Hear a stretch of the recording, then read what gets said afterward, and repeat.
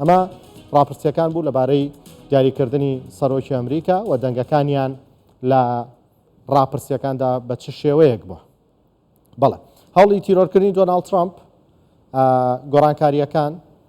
کاریگەرێکی لەسەر سیاسەتی ئەمریکا بێت. ئەم پرسە گفتوگۆکەین لەگەڵ بەڕێز دانیال پۆلس لە کۆڵەری سیاسی لە واشنگتۆنەوە لەگەڵماندا. بەڕێز دانیال سڵاوتان لێبێت تۆم کاتتان باش. هەوڵی تیرۆرکردنی دۆناڵد ترامپ کاندیدی کۆماریەکان بۆ سەرۆکایەتی ئەمریکا، ئەم هەوڵە هیچ کاریگەرێکی لەسەر ڕێڕەوی هەڵبژاردن بنکەی جەماوەری ترامپ ئەبێت؟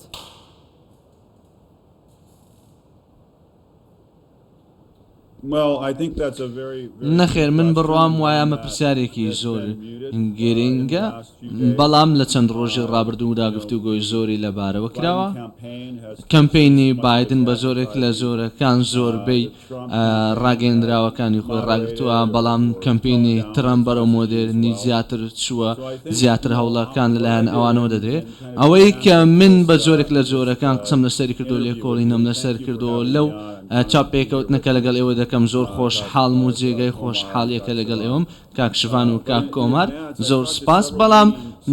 من قسەم لەگەڵ چەند کەسێک کردووە لە چەند هاوڵاتیەکی ئەمریکی کردووە و ئەوەی کە من لەوانەوە وەرم گرتووە چەند ڕۆژێک یاخود با بڵێن هێرشەیەکەی ڕۆژی شەممە جێگەی نیگەرانی بووە، شتێک بووە کە نەدەبا ڕوویدا بایە. بەڵام ئەمە دەردەخات کە خاڵێکی سەرەتاییەکە ئەمریکیەکان یان هەر وڵاتێکی دیکە سیستەمێکی دیموکراتی و کۆماریان بوێتن پێویستە کاری لە پێناوە بکەن، بۆیە دەبێت دان بە جیاوازەکانماندا بنین و دەنگی جیاوازمان هەیە. بۆیە بڕوام وایە لەم کەیسەوە دەتوانین لە خوشک و براکانی کوردستانەوە فێربین، لە حکوومەتی کوردستان فێربین کە دەکرێت جیاوازیمان هەبێت، بەڵام هێشتا یەکگرتووی یەکمان هەبێت، دەنگێکی یەکگرتووی و هەروەها چیرۆکێکی یەکگرتوویمان هەبێت کە لەکوێوە هاتوین. بەڕێز دانیال مادەم بەحسا هەوڵێن تیرۆرکردنا ترامپینە، ئەم بەحسا ترامپێ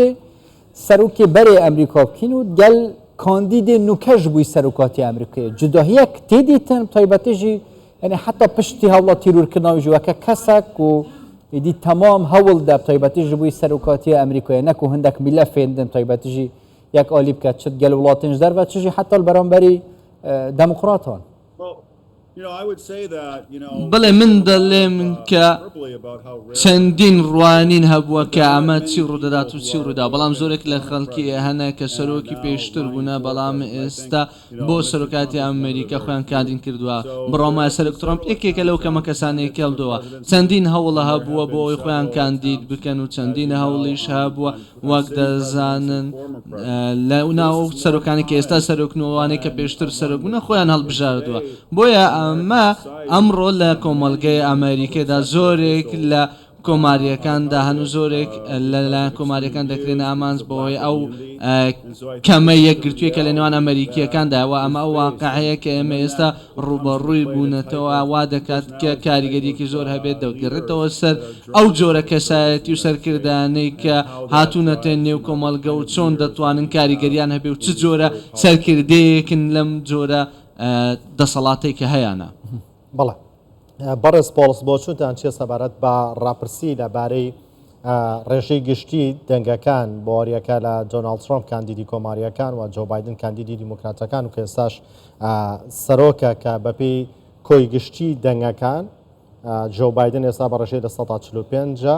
دۆناڵد ترامپ لە 145 جۆ بایدن لە 144 هەرچەندە جیاوازی هەیە لە کورسی ویلایەتەکان و ویلایەتێکی وەکو کالیفۆرنیا کە 54 کورسی هەیە، دەتوان بڵێن 2 کورسی ئەنجومەنی پیران و 52 کورسیشی لە ئەنجومەنی نوێنەرانە. بۆ چوونی ئێوە لەبارەی ئەنجامی ئەم ڕاپرسیە چییە؟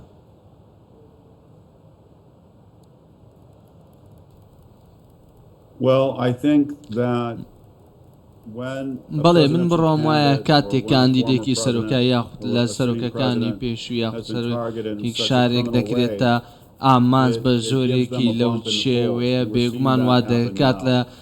ڕاپرسیەکاندا دەنگێکی زیاتری پێ بدرێت. ئێستا ئێمە ئەوە دەبینین، ئێمە دەزانین کە ڕاپرسیەکان جیاوازیان لە نێودا دروست دەبێت. دەزانین ئەو هەوڵەی کە بۆ کوشتنی دۆناڵد ترامپدا بێگومان کەم دەبێتەوە لەلایەن هەندێک لە زۆرێک لە لایەنە گرنگەکان و لە مێژووی ئەمریکادا دەمێنێتەوە. ئەگەر سەیری ئەوە بکەین کە بەڕێز ترامپ دەستی بەرز کردەوە مشتەکۆڵی بەرز کردەوە ئەمە شتێکە کە کاریگەریەکی زۆر هەبووە لەسەر خەڵکی لە ئەمریکادا لە لایەکی دیکەوە ئەو پێشکەشکردنە لاوازەی سەرۆک بایدن هەبوو لە دژی بەڕێز ترامپ من بڕۆمانە کە ئەم شتێک نییە ئەو بتوانێت دای بپۆشێت تاکەشت کە ئەو بتوانێت بیکە ئەوەیە کە دۆخەکەی خۆی خراپتر دەکات نازانم کە ئەو چۆن دەتوانێت ئەم وێنەیە باشتر بکای وادارم لە ڕابردوو دامێ بکرووە من ڕوانینێکی کەسیم نییە بەڵام بڕوام وایە ئەمە تەواو جیاوازی بەسەرداهاتوە گۆڕاوە لەو ساتەوەی کە ئەم کەمپینی کە لە مانگی 11 ڕوودەدات کاریگەریەکی زۆر هەبووە لەسەر کەمپینی سەرۆکایەتی ئەمریکادا حتا بەریا تەرور یعنی هەوڵێن تەرورە ترامپی شەڕێت نێڤبەرە دەموکراتە کۆماریاندا لێ پشتی وێ هەستێ تەکردن ئەف ملەفە بێبکارانیش بوو یەکالیکردنە تایبەتیژی گەلک پەیوەندیان سەر ئاستا دەربە چونکی نوکە ئەمریکا و وڵاتێکی وەکە ئیرانی بەرامبەر هەف ڕاوەستاینە دەبێتە بکارانین ئەف هەوڵە یانژی دێ هەر ببە شەڕێت نێڤبەرە دەموکرات و کۆماریاندا حتا هەڵبژارتنان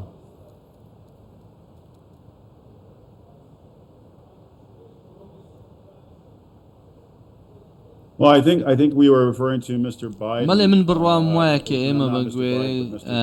بایدن نەک بایدن سەرۆک ترامپ کە هەوڵی کوشتنەکە لە دژی ئەوە بە تەنیا بۆ ئەوی ڕوونی بکەینەوە بەڵام بێگومان بە دڵنیاییەوە هەموو شتێک کاریگەری لەسەر لایەنەکانی دیکە داوەیە هیوادارم کە ئەوەی ڕووداتەوە بێت کە کە گفتوگۆی زیاتر هەبێتن لێک تێگەیشتنی زیاتر هەبێت بە جۆرێک لە جۆرەکان ئەمەی کە لە نێوان حزبەکاندا هەیە بۆ ئەوەی بتوانین بەرە و پێشەوە شەڕ بکەین و بجەنگین کە ئەمریکا و سەرکردایەتی ئەمریکا نەکتەنیا لە ناوخۆی ماڵەوە بەڵکو لە دەرەوەش بەهێزتر بکات من بڕوام وایە ئەم جارەیەکێک لەو شتانەی کە هەوڵ دەدەین پشتگوێ بخەین و خۆمان دوور بخەینەوە ئەوەیە پراوێز نەخرێن لە جیهاندا چونکە من بڕوام وایە جیهان بەرە و ئاستێکی هەڵاوساندا دەڕوا وەک زۆرێک لە خەڵکەکان کە داهاتوودا دڵنیایی نییە نازانین کە ئەوەی ڕوودەدات چی ڕوودات وەک ئەوەی کە لە چەندەی ڕابردوودا بووە سەرکردایەتی ئەمریکا گرنگە بۆ جیهان بۆیە هەر کامیان سەرۆکی ئەمریکا بێ هیوادارم باش بێتن و